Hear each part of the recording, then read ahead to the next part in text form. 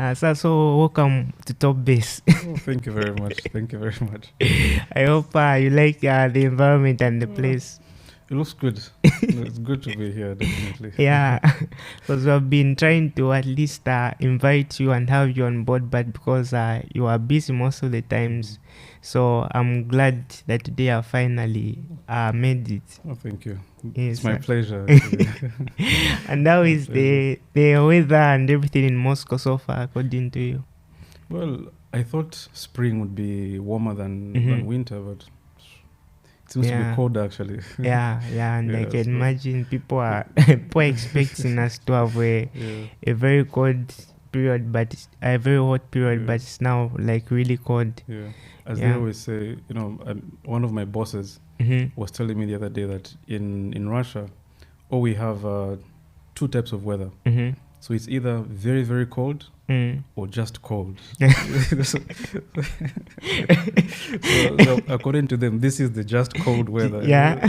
Since winter has passed. The Russian weather is always like changing very fast. Yeah. It is. When did you come here in Russia specifically? I think that was 2018, November of 2018. 2018. Yeah, so about 4 years. It's the fourth year now. Wow. And back home, like, was it just like something you said that after I'm supposed to maybe further my studies in Russia, or it's something that you like that just came up randomly, like let me go to Russia, or you planned it all along?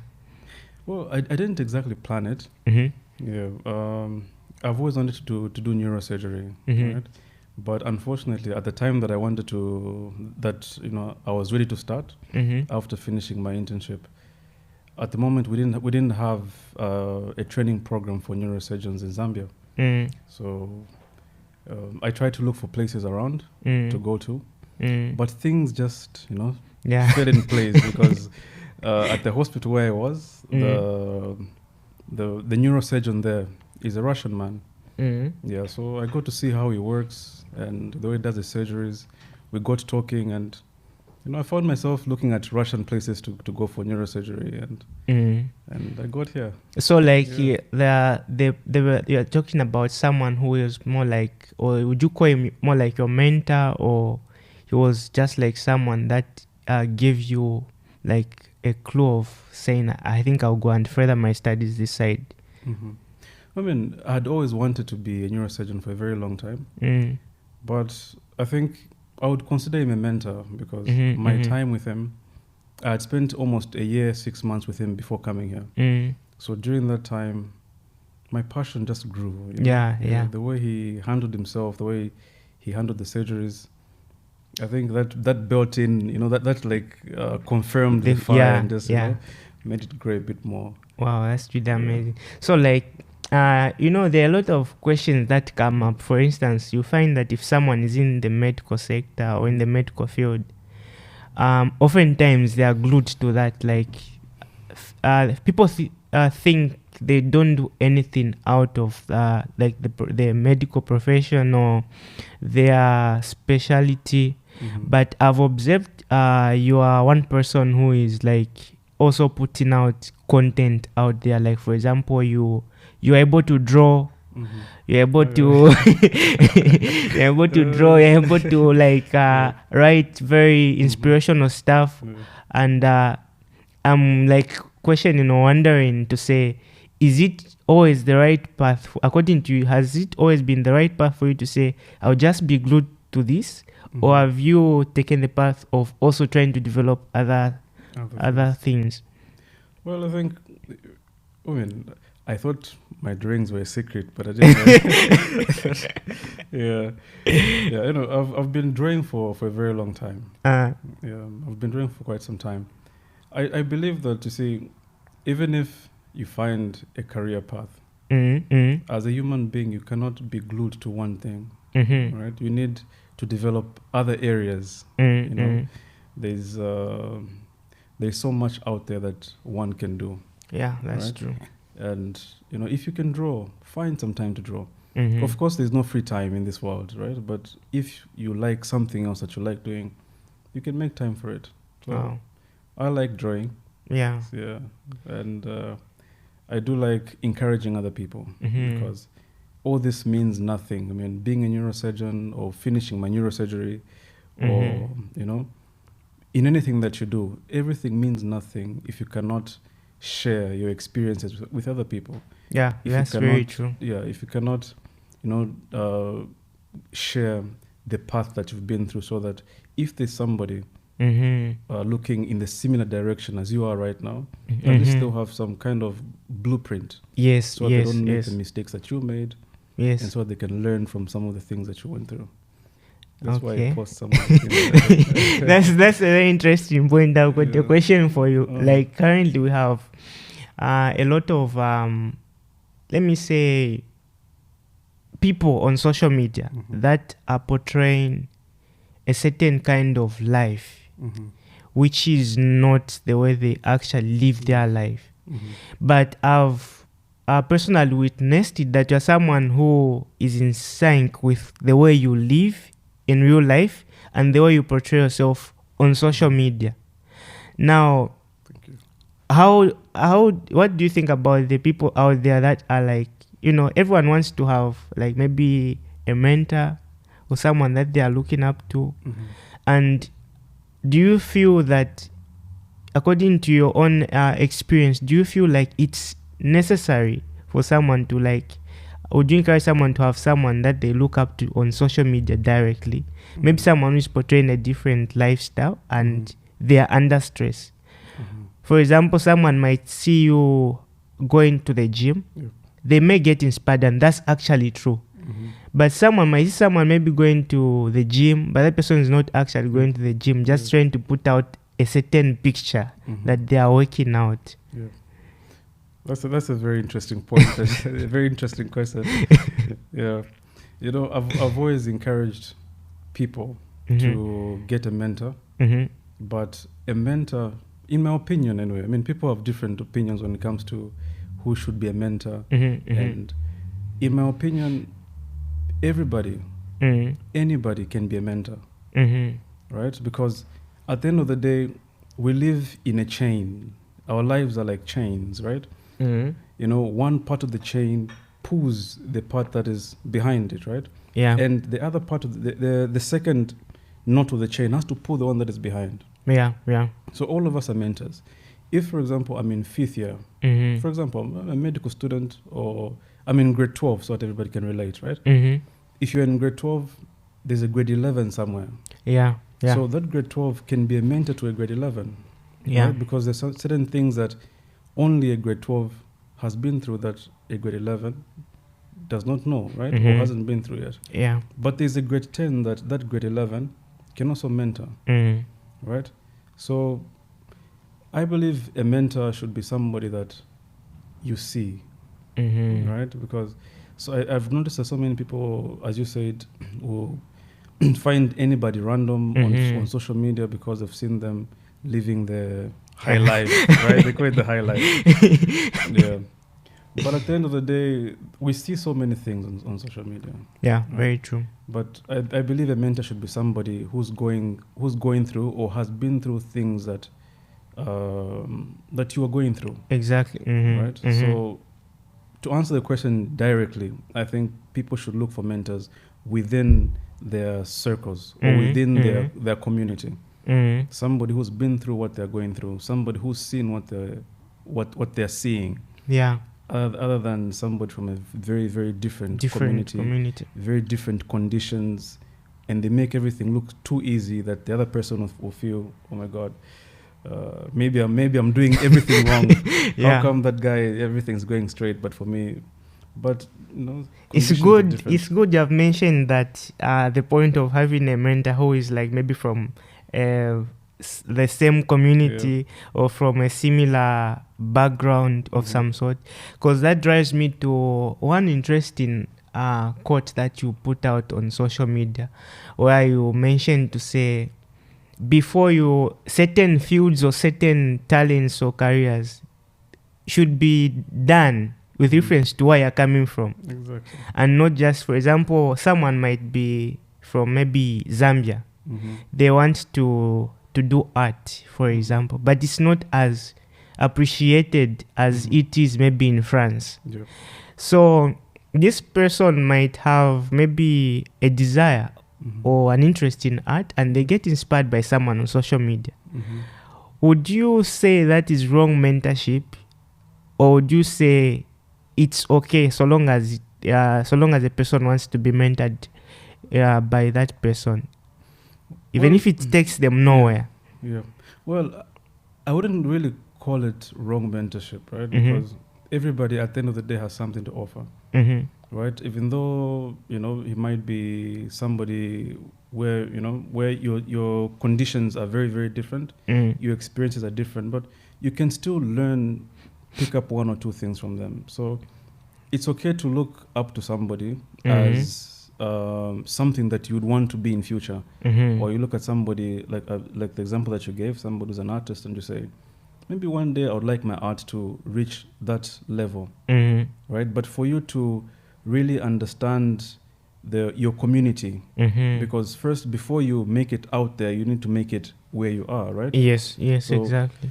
before you can, think about that, you need to find somebody, an artist in your community, somebody who has been through the challenges that you are facing now and has made it through those challenges, right? So that is the first person you're supposed to look up to and say, how did you work around these challenges in the community?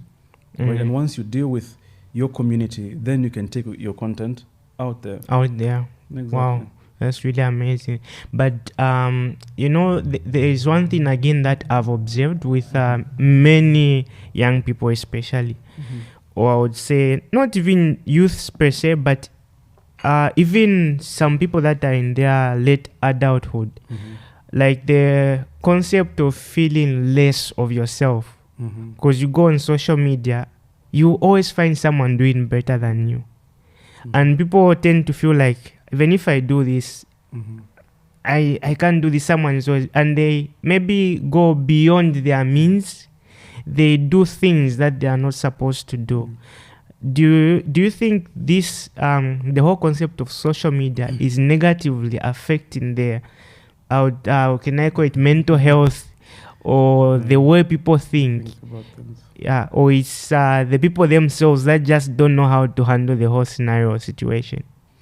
Well, I think it's a little bit of both, and I'll explain why. Yeah, I was having this discussion with somebody 2-3 days ago, and at least we came to an agreement that social media has brought both some good and bad, right? What you cannot run away from is that it has made the world smaller. Now we can interact, we can see what other people are up to. But even though not everybody will be comfortable enough or will allow themselves to be vulnerable enough to accept that almost all of us feel that way, right? All of us, sometimes now a bit less for me, because sometimes I get on social media. Oh, I mean, in the past, I would get on social media and I would see, and I would like, look, I can see people I was in the same class as this person, right? And they're doing way better than me. Am I doing something wrong, right? And in some cases, you'd see people who are way younger than you becoming millionaires. Yeah, that's very and true. you're there struggling, and you'd ask yourself, look, am I doing something wrong? Or what exactly is going wrong here? You see? But people won't tell you that they feel that way, because it makes them feel a bit more vulnerable. Yeah. You see? So what this has done is that it has created two types of people, right? Two extremes on a continuum, yes? So on one end, you find a group of people who have decided, look, everybody on social media is making it. It's just me. And what have they done? They've given up. They've just said, look, it's not working. Everybody's better. I've stopped. I quit. Right? That's one extreme. The other extreme created is this group of people who think, how come everybody's doing it? I need to work extremely hard so that I also become better. Right? Better than them. Or so that I can also look good. So we have one extreme where people are trying to work too hard.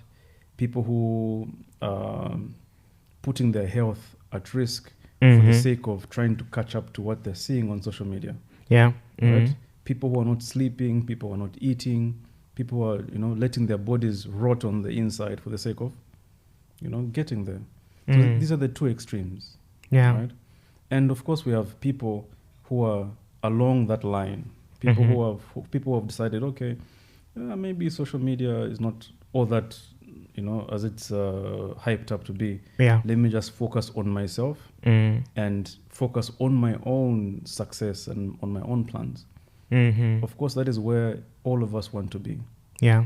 But social media is, there's so much information flooding us all the time that it's inevitable sometimes to feel inadequate, sometimes to feel less. That's true. That's true. Yeah. But the whole idea is that we should try to focus. It's very difficult. It takes a lot of work. I'm not an expert. I'm also trying. Sometimes I feel less. It's inevitable. But I always remember that social media, we're all different people. Very true. They have their own, conditions where they are. They have their own dreams and goals. I have mine. So I try by all means to focus on myself. When my thoughts stray, I try by all means to just focus on my own timeline, focus on my own plan, right? And avoid going into extremes of either giving up or becoming careless with my body for the sake of success. Wow.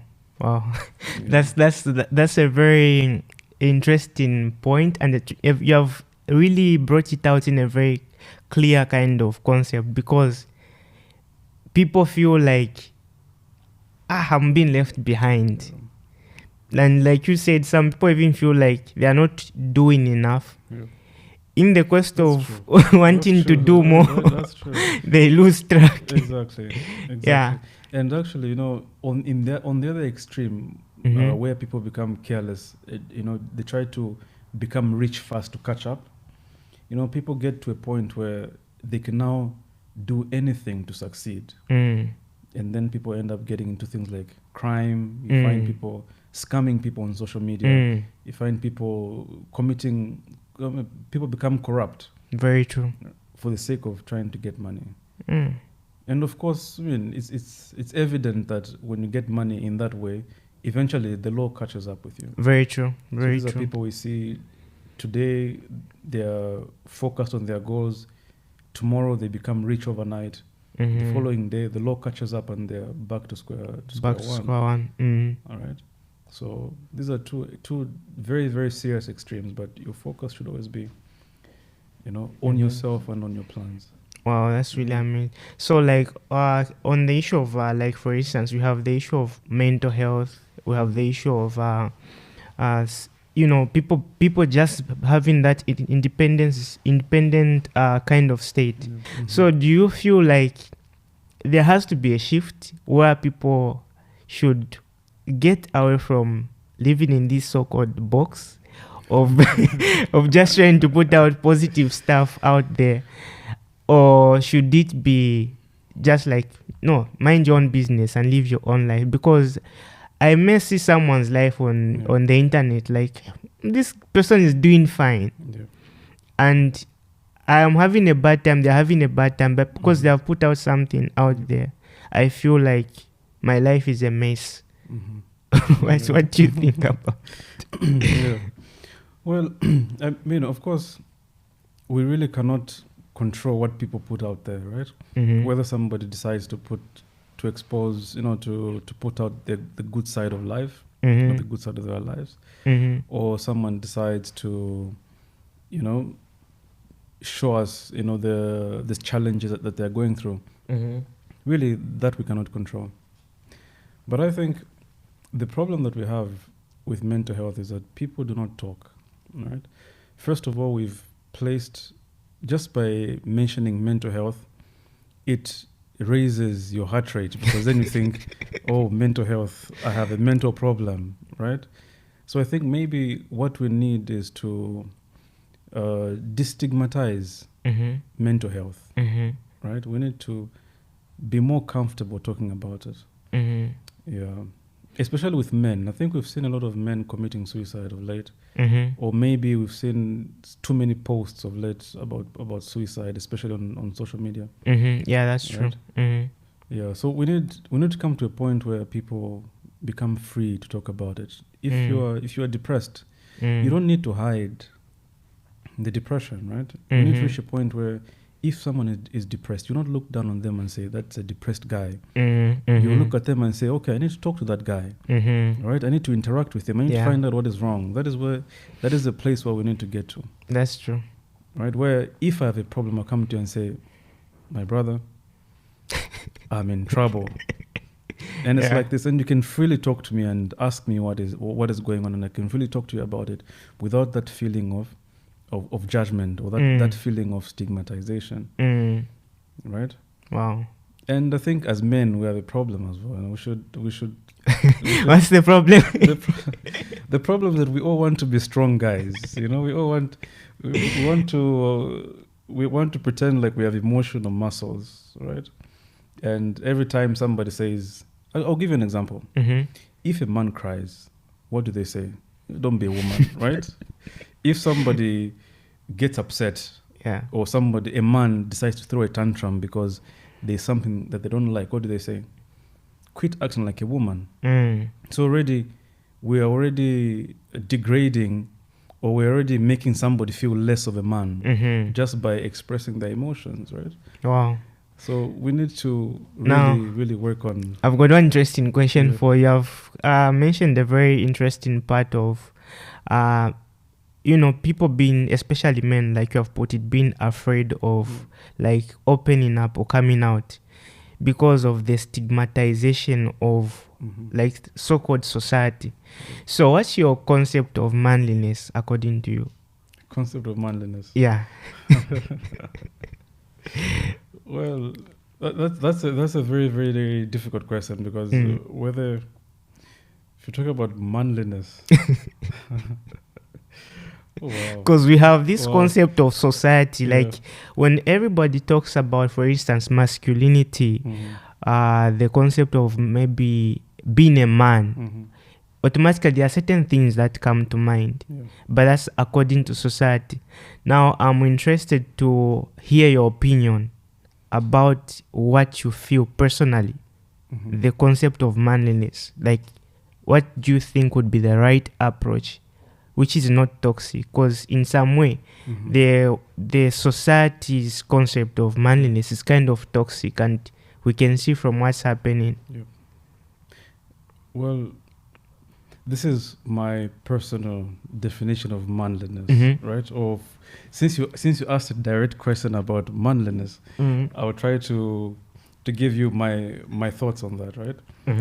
So I think being a man is nothing but, having male genitalia, right? You're born with male genitalia, right? Because in the beginning, depending on your beliefs with regards creation, right? With regards the beginning, right? For us to have continuity of life, you need female genes and male genes, right? Yes. So the ones that carry the male genes, man, right? The ones that the other half of this reproductive cycle, woman, right?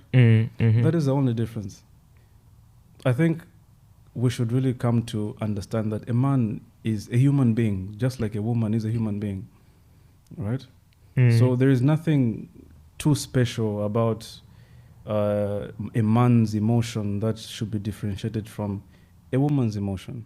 A man must be allowed to feel sad, the same way a woman is allowed to feel sad. Of course, I won't go into the physical differences, the biological differences, the difference in muscle mass. Of course, that comes with the Y chromosome, right? Of course, men are born with physically stronger in terms of muscle, in terms of muscle bulk and a bit of genetics here and there. Yeah. But on the emotional level, let's allow the man to feel emotions just like a woman does. Right? There's nothing manly about hiding your emotions. There's nothing manly about throwing a tantrum or beating a woman. That doesn't make you a man. Right? What makes you a man is the fact that you are XY, you are XX. That's it. On the emotional level, you are a human being. I'm a human being. You have feelings, I have feelings. If you can express your feelings, let me express my feelings without judgment. Yeah. right? Yeah. That is that would be my opinion on this one. I know it might be a bit controversial. I understand it might be a bit controversial, but I believe on the emotional level, there is no such thing as superiority. You have emotions. She has emotions. We allow her to show her emotion without judgment. Allow me to show my emotion without judgment. Right? No, that's a very interesting kind of concept. Now, it drives me to another point. You are personally a person who is engaged in quite a number of things, and you are in a field that's quite demanding. So many people out there feel sometimes overwhelmed. For example, by responsibilities, by what they are going through, maybe work. So you are looking at things, at least you are a person who is going to look at things both from a medical point of view and also from the society as it is. So how do you, what's your concept of stability? Or because someone needs to at least strike a balance. Now, I'm curious to hear your concept of stability in terms of striking a balance as an individual, because that will be what will yield productivity. And according to what I've observed, you're a very productive person, and with time management also included in that. So I'm curious to hear your concept. Well, thank you. Thank you. I mean, I didn't know I was all that, but thank you. Yeah. Well, I believe it's impossible to be productive if you don't know your priorities, right? Because you can, if you are unable to prioritize, you will not be able to see significant results in what is important to you. Right? So I'll give you an example of what I do every Sunday, right? Every Sunday, I look at my week and I pick out the important things that I need to achieve that week, or things that I need to do in that week that are very important. Either important for the short term or important for the long term. So there are certain things that I do progressively, maybe once a week, twice a week, but that's for the long run. And there are certain things that maybe I deadline in the next 2 weeks or something. So those are priorities. So I first fix priorities on particular days, and then I add everything else, right? So your priorities can be, depending on what you do, right? I'm a doctor, so my priority becomes partly work. I draw. Right, so that is also a priority to me, because to me that is important. So I'll give it a particular time during the week, right? If let's say you are married, let's say you're a married man, right, and you have a family, right, and you have children, those are priorities. So which means you should apply time for all your priorities, including your wife. If you have in a relationship, for example, for your partner. If you have children, for your children, right? So if you apply time to your priorities first, you'll be able to see results in the things that matter to you. Right?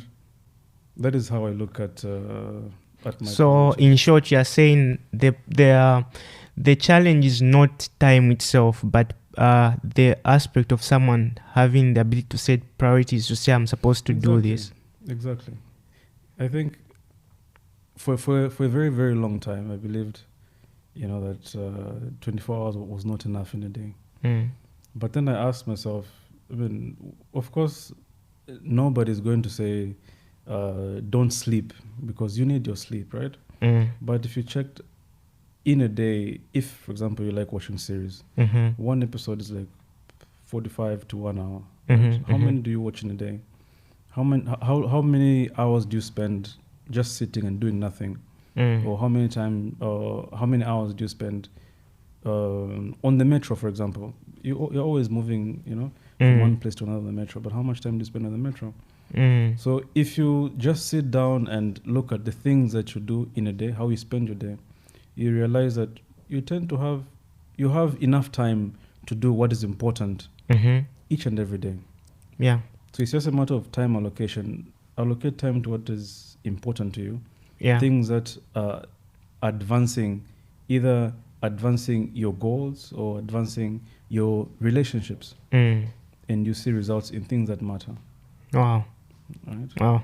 That's also a very interesting concept, because people are like, no, I want to do this, but I don't have time. Like nobody has time. Nobody has time, because that's the thing, because we always feel that we are special because we feel that we don't have time. But time is there. It's just that you need to allocate it to what is important. Right? So do you think the whole concept of having to set priorities is what distinguishes the people that seem to, let me give an example. Let me put it an example. For instance, we have got doctors, or we also have engineers, and maybe business people. But there always comes a time when we see the same people with the same maybe qualifications, but someone seems to do or understand things better or do more than the other person. Do you think that's what distinguishes the so-called like winners from those that seem to be at the same level? I mean, I would agree with you. As I mentioned before, it's all about where your priorities are. Right? If today you decide to say, each and every day, I want to learn something new, for example, right?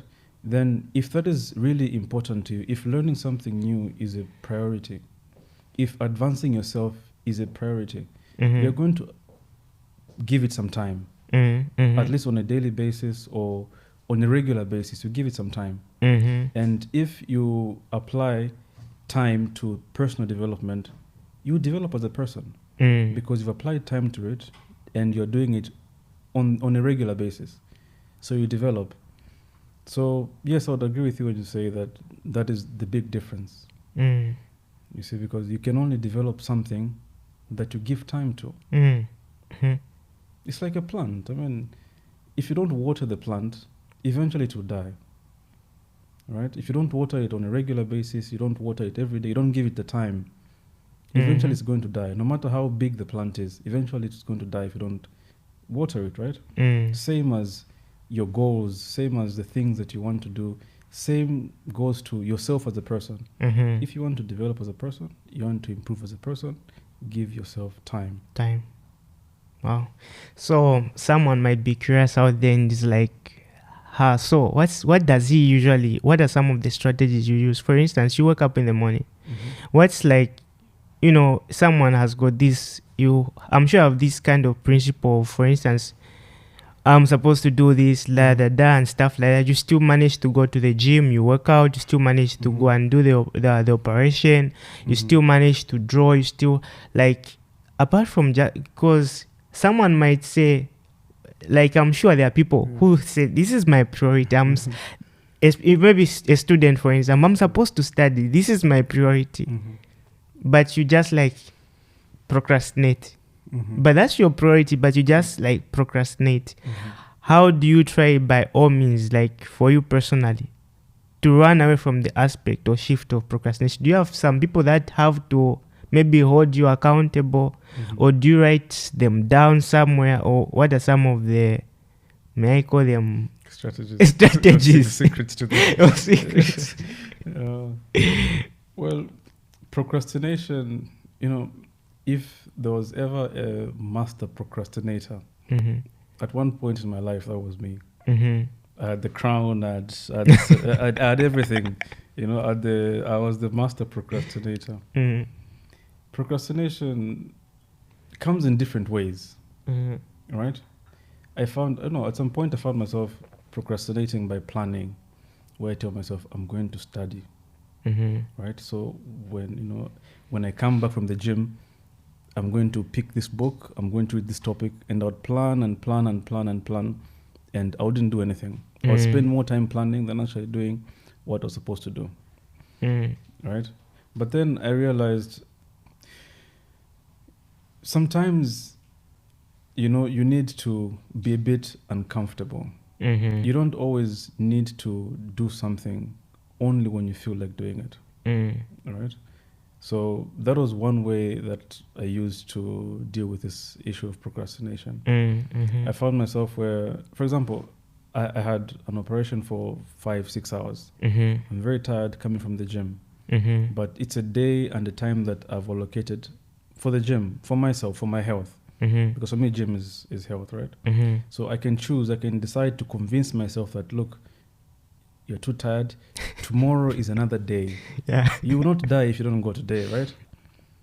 Of course. Or I can go to the gym and just work out for 10, 20 minutes, 30 minutes. And that's it, instead of my regular 1 hour, 30 minutes. What have I done? I have not broken the routine. Very true. Right? Mm-hmm. So sometimes the best way to deal with procrastination is to set routine, to try by all means not to break a routine. If you, for example, have, as a student, like the example that you gave, you've allocated time to say, every day at 8 p.m., I'll be studying one topic, right? Every day at 8 p.m., try to pick up a book and start reading. Even if you are very, very, very tired and you know you're going to doze, pick up a book, read 2-3 pages, doze. That's fine. What is important is that you have not broken the routine. The day you break the routine once, the following day you'll be like, oh, yesterday I didn't do it, I didn't die, I'm still alive. Yeah. So maybe even today I can skip another day. You skip twice, you skip thrice, the routine is dead. No. Right? Wow. So set a routine. There's this famous saying that almost everybody's talking about now. Just show up. Sometimes it's more important to just Show up. Even if you don't perform to your maximum ability. Yeah. Show up, offer whatever you have to offer. The most important thing, keep the routine going. Not all days are 100% days, just show up. Yeah, I've really mentioned a very interesting point. I like it. Just show up. Yeah. Even when you don't feel like, just show up. Because I feel that's even like you're developing a very good habit indirectly. Yeah. That's really, really true. Yeah. So like, what are some of the things that you would personally like once said, like, I feel I want to share this, something that we want us to go back with and meditate upon and just be like, okay. Because there are a lot of things we'll talk about with you because you are vast, you are invested in a lot of stuff. You are not someone who is like, someone who just think. There are people who are just like thinking about one thing. But one thing I like about you is that you know a lot of stuff, a lot of fields.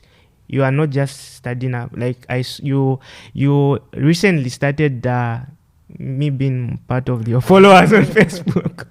I saw recently started gathering a collection of books that that are not related to like medicine, but that have to do with financial management, all these kind of different kinds of books. So like what's some of the things that you like say, okay, I think one of the most important messages I would also want to share is this, or that I want you to go and think about is this.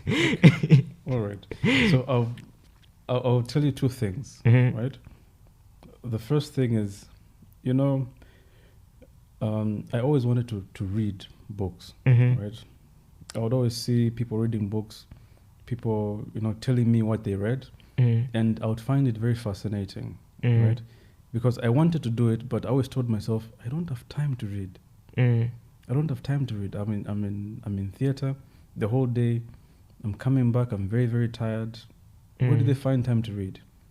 Then I looked at my day, how I spent my day. Then I realized, look, each and every day, I wake up at 5 or 5:30 in the morning. I leave home by 6:10, and I get to work at 7:30. Right?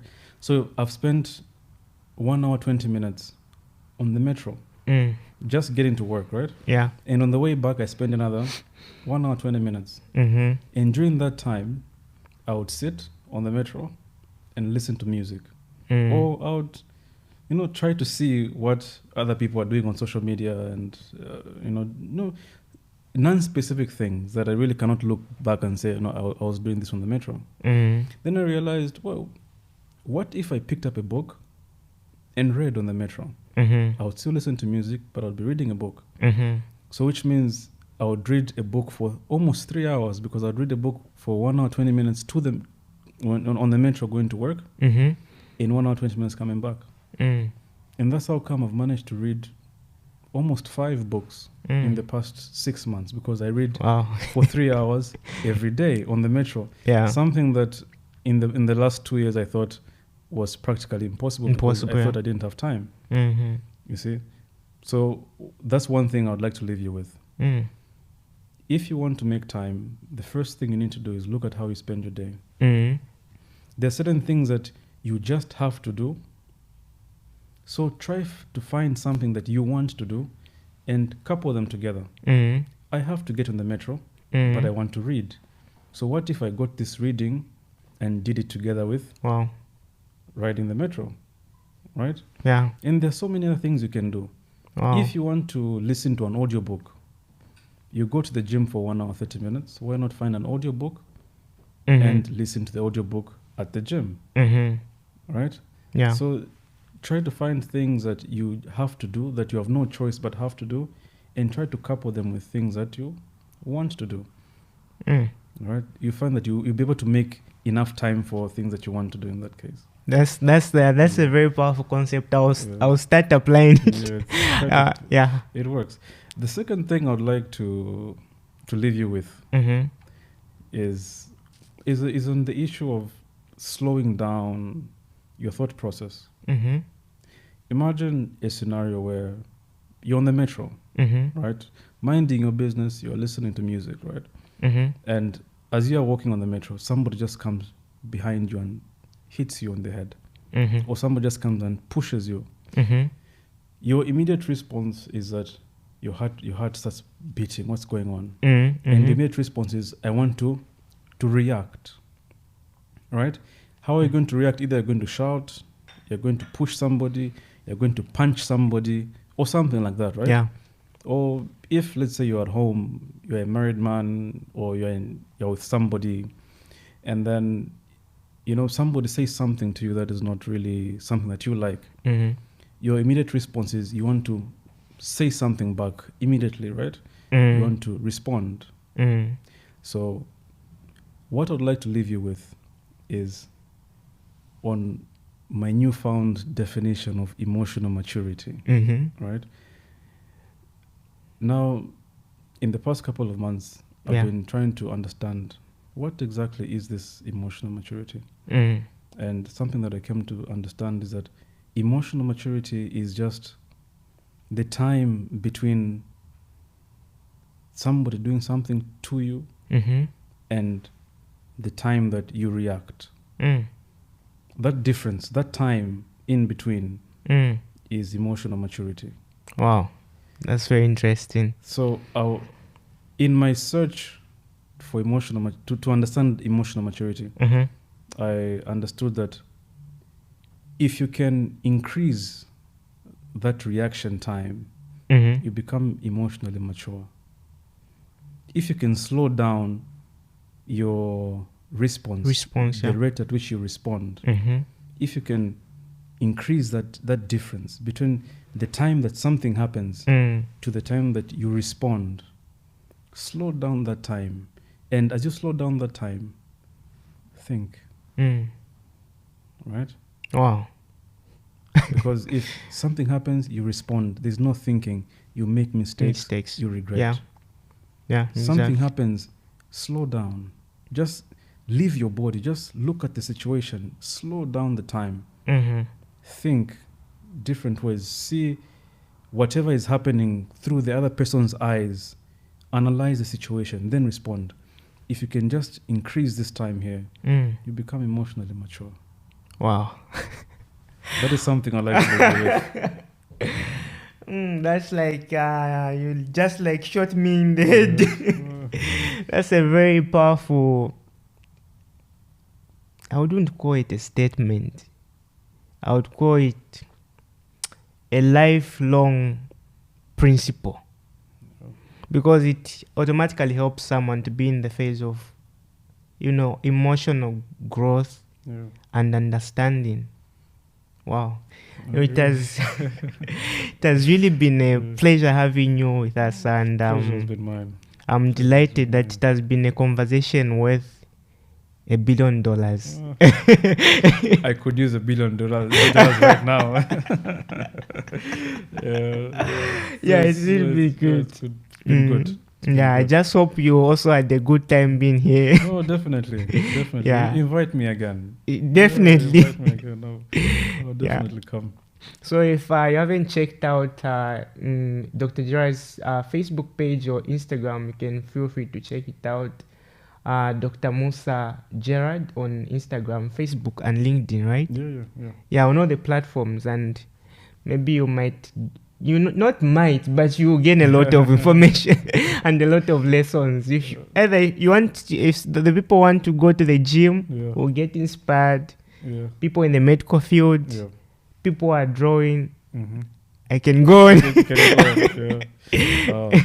And this is just, last words. Right? Just one last one. Right? Yeah. All this that we're doing, all the work that we're doing, it doesn't matter if you don't live long enough to enjoy the fruits of whatever we're doing here. So take care of your temple. All right, take care of your body. Eat well. Go to the gym or jog, but take care of your body. You owe yourself. You owe it to yourself to live long enough to enjoy everything that you're working for right now. So, as you work hard and as you do everything else, don't forget to take care of your body first. Guys, you have listened. You only have one body. Of course, just one. You can change your phone, but not your body. Of course, spare parts don't come easy. Don't exist. It has been a great pleasure to have you. Pleasure, mine. Yeah.